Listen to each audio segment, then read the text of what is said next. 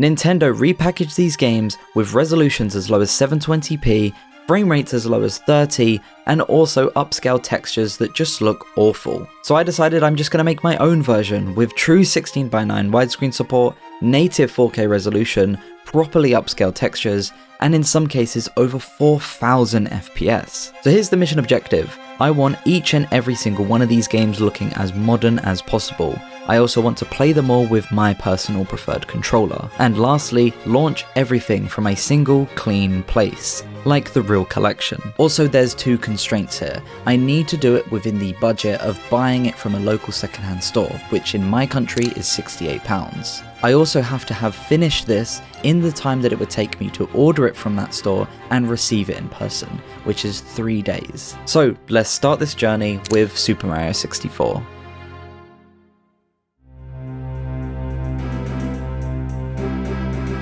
To actually make this better, I of course want to understand what the original was like. Well, on the 3D All-Stars collection, this game runs at an incredibly impressive 30 FPS and a 720p resolution. Honestly, props to Nintendo here because those are some crazy numbers. I don't know how they pulled that off.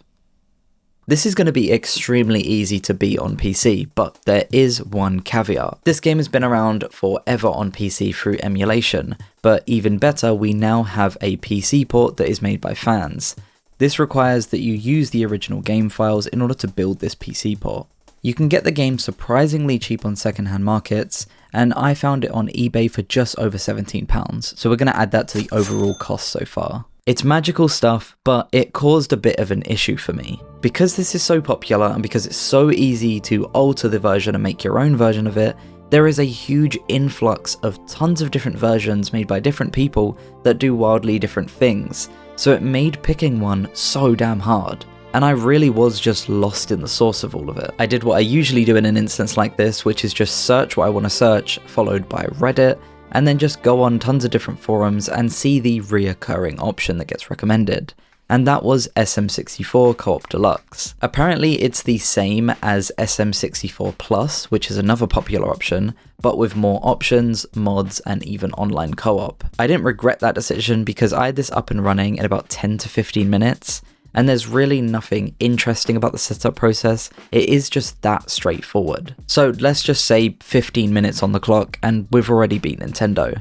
Higher resolutions at 1440p, wildly high frame rates at over 4000, and a bombardment of options like anti-aliasing and even free camera, which is amazing.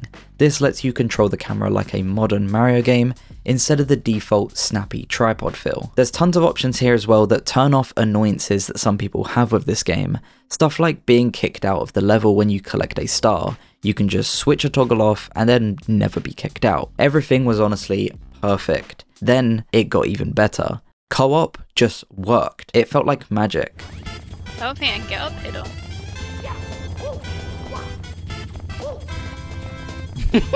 Despite being impressed by the quality and feature set of this thing though, I knew that I had to check out the mods. Even if it wasn't necessary, I just couldn't help myself. There's actually some mods already pre-installed of the game, like a day-night cycle, which is something that you never knew you needed in this game. I also dug through the forums and found a character select mod alongside a load of expertly crafted characters. These are all extremely lore-friendly, so you don't have to worry about any immersion being broken. Characters like, Rosalina, Peach, and Peter Griffin, and Hatsune Miku. All of these have different sounds as well, which I found embarrassingly amusing for a guy in his mid-20s. On a more serious note though, there is a mod that adds ray tracing. This is in no ways necessary and also really quite stupid, but I do love how subtle it is. We want to make a better 3D All-Stars though, and 3D All-Stars is just about modernizing the original without changing its look or style, so I knew I was not going to use this. Therefore, texture packs seem like the best thing to look into. 3D All-Stars does actually replace some of the textures. It's very few and far between,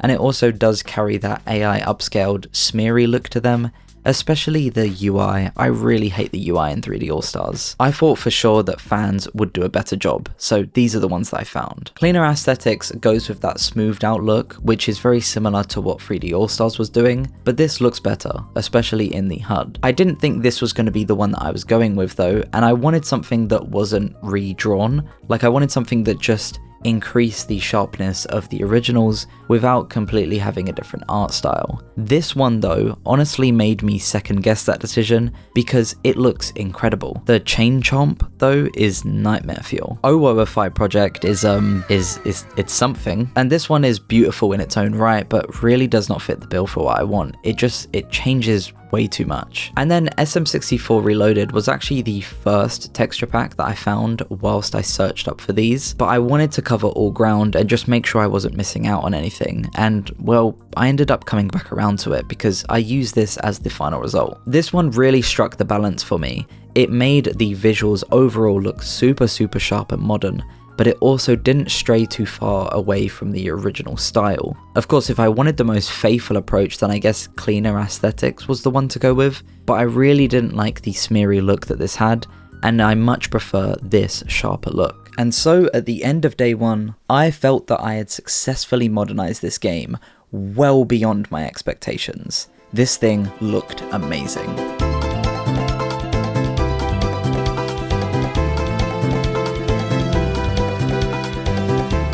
Let's not get too ahead of ourselves though, because we still have 3 games to remaster. So up next is Super Mario Sunshine.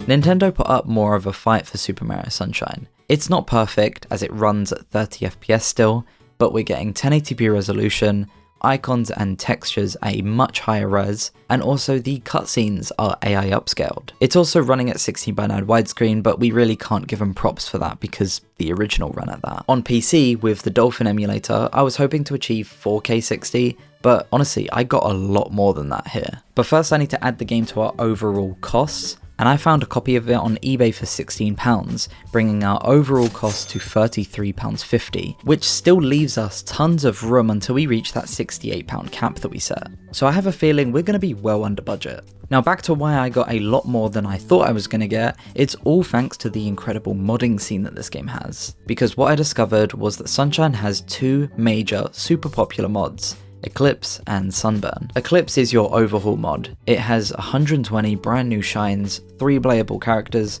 new mechanics, and new or remixed boss fights. It sounded incredible, but not quite what I was going for. Sunburn, however, adds quality of life without adding new content. Stuff like new options in the menu, like being able to adjust the aspect ratio and also set the FPS to 30, shines not kicking you out of levels, auto-saving, and also making the experience way more open world, allowing you to travel freely from stage to stage. With this in mind, I installed it, which only took about 10 minutes, and then I moved on to the other enhancements I could make. I added straight to the settings and set those options that I mentioned, so aspect ratio to 16:9 and frame rate to 60. I also inverted the camera on the X and Y, because by default it's inverted, so by inverting it, you're actually inverting the inverted controls, making it normal. Everything's looking nice, but I hit a slight snag in the road. As we've pointed out already, Nintendo has upscaled the FMVs of this game, but it's not easy to do so inside Dolphin. The Resident Evil HD texture pack for Dolphin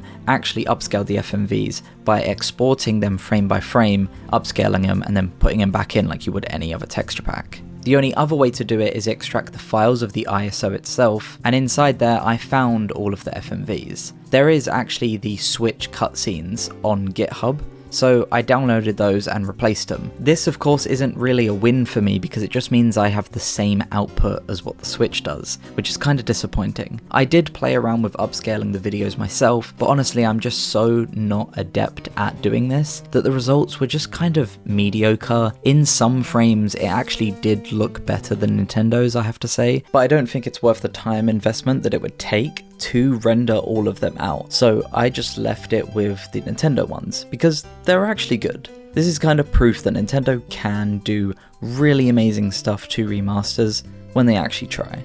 The only other thing that I ran into was the graffiti on the floor being a bit blocky, but disabling an option called Scaled EFB Copy cleans it right up. Let's obviously tackle the elephant in the room though, the textures. There's 2 main texture packs that exist, one by Henrico and another by Cashto. I tried both out to gauge which one that I liked the look of, and I knew that I 100% wanted the improved UI resolution because these both bring a huge bump in sharpness overall. World textures though were a different story. You can see the differences between the 2 here. Henrico goes for that more cartoony art style, whereas Cashto's is kind of more realistic. And then if you put cachtos next to the default, you'll see that even the wooden panels are going the wrong way. So for me, Henrico's was the definitive winner. I'm not knocking either of these texture packs though, they're both incredible in terms of quality. And with the texture pack decided, I was feeling really good at this point, because on the second day, I had done it again. Like Super Mario 64, this game was now looking absolutely amazing.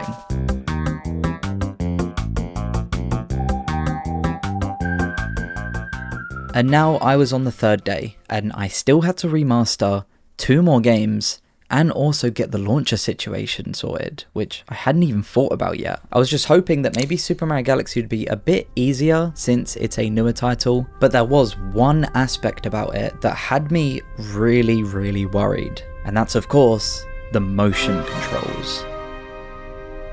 If you remember at the start, my criteria was that every single one of these games has to run on my preferred Xbox One controller. Therefore, how the hell was I going to get Wiimote motion on an Xbox controller? I had some other things to figure out first though before I got to that, like finding the game online for $10.99, which brings our overall cost to $44.49. Then again, figuring out what the base version is like so that we can improve upon it. Super Mario Galaxy is actually the best amongst the collection in terms of performance and visuals, but that's not really because Nintendo did an amazing job here. It's just because the original runs at 60 FPS, so it runs that here. The original's widescreen, but the thing that they did was upscale it to 1080p from 480p, and also some of the icons and text are higher res textures. These actually look pretty good. And for the motion controls, 3D All-Stars actually did this pretty well. It lets you move the right stick and use it like a Wiimote, and then it also binds some actions like spinning the Wiimote to a single face button. We can replicate this on PC, and I wanted to replicate it because if the 3D All-Stars port did anything right, it's the controller input for this game. I researched how best to get this to work and stumbled across a patch that basically lets you use the classic Wii controller instead of the Wiimote. This was my gateway to getting this to work. It's just a few simple XML files that gets dropped into the Dolphin files, and then you can patch your own ROM of the game to use this new controller input scheme. There's also some controller input profiles that I found online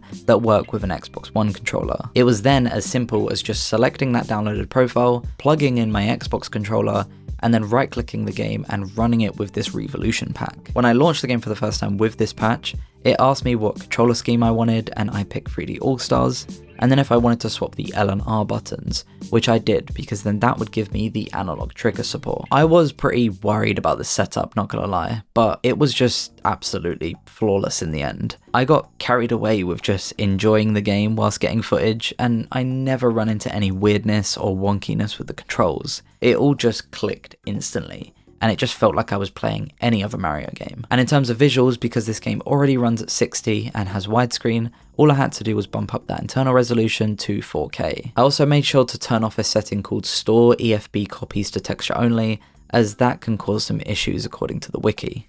I got worried when looking for texture packs because there was no definitive project like there were for the other games, and to be honest it's for good reason because this game already looks great. The UI however was something that definitely needed a bump in sharpness like the 3D All-Stars version does. I did come across a full texture pack and I tried it out, and it was just a basic AI upscale across the entire thing, so it didn't look great. There was a more extensive pack that I found that was more hand created, but this one I wasn't sure if it was fully complete or not. This was miles better though, especially the UI. The UI looks incredible now. It does however look a bit different from the original, so I looked around to see if there was something that looked identical, and that's where I found a remastered UI textures pack, and that basically just handles the UI. So what I did was layer these on top of the textures that I already had, and so I had best of both worlds. This was actually something I figured out towards the end of testing out this game, and that's simply because I was having so much fun that I completely forgot to enable them. Now, Super Mario Galaxy 2.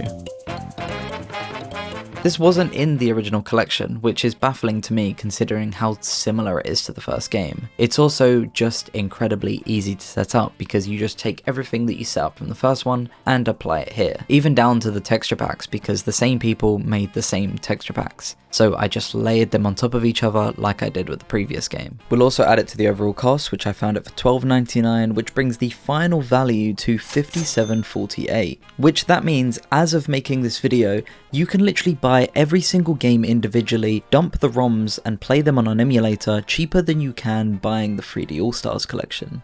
which is kind of crazy. After this, I had 4K, 60 FPS, widescreen, and also this amazing texture pack. The finish line was basically right there in front of me, as now I had every single game remastered to how I wanted it to look. But a collection isn't a collection without, being able to launch it all from a single spot. So I started to brainstorm some ideas. I could use something like Playnite, Launchbox, or Emulation Station, which are all very popular front ends. I personally use Emulation Station on my Retro Pocket 5, so I had some familiarity here. I didn't want to just use the most popular thing though and then call it a day. I wanted something that truly fit into the way that I play games.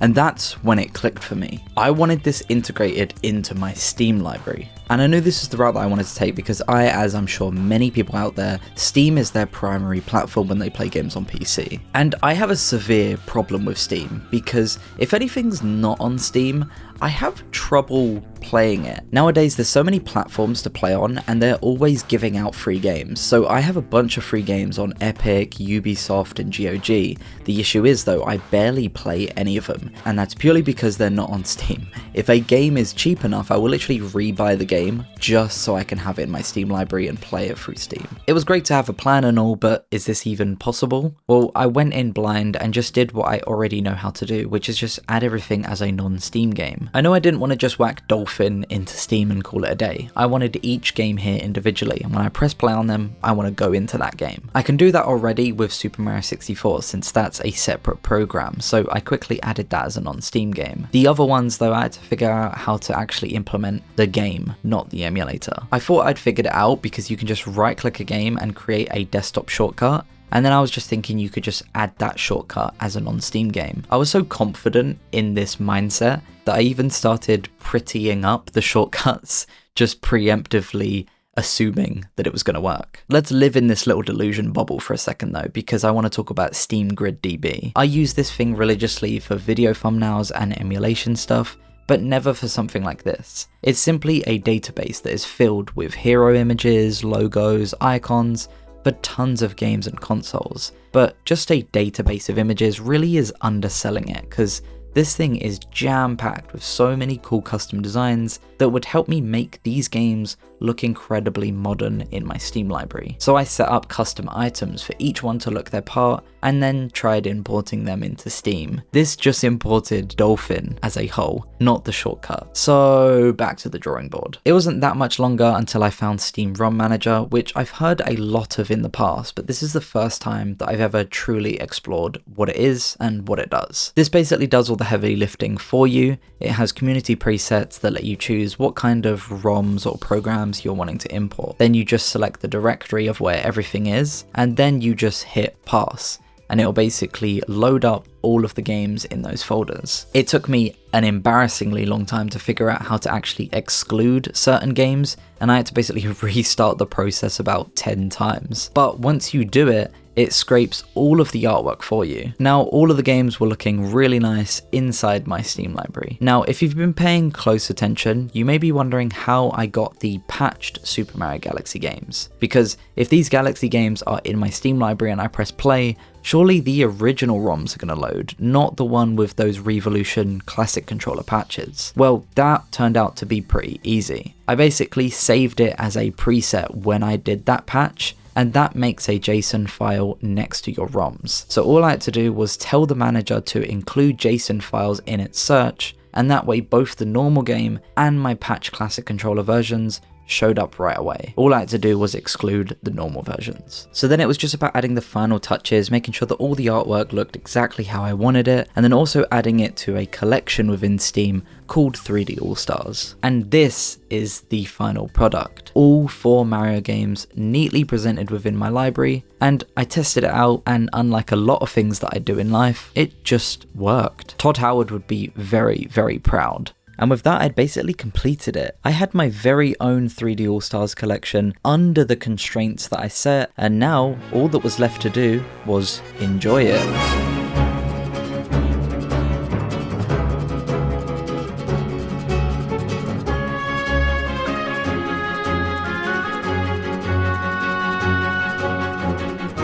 Faithful, sharp, playable on my PC, and also my TV via Steam Big Picture mode. all on one controller and one unified library. If you want all the stuff that I used in this video so that you can replicate it yourself, then it's going to be linked in my Patreon down below for free. The last thing that is absolutely crucial that we need to do is to subscribe to the channel, because 88.5% of you are for some reason not subscribed, which is really weird. If you also want to support further, then my Patreon starts at just £1 a month and is packed with neat little extras. I want to thank everyone on screen who is currently a Patreon member, because their support means the world to me. Now, if you demand more renewing of Nintendo games, then I have great news for you, because I made this video where I explored some crazy mods that renew loads of older favourites. See you over there.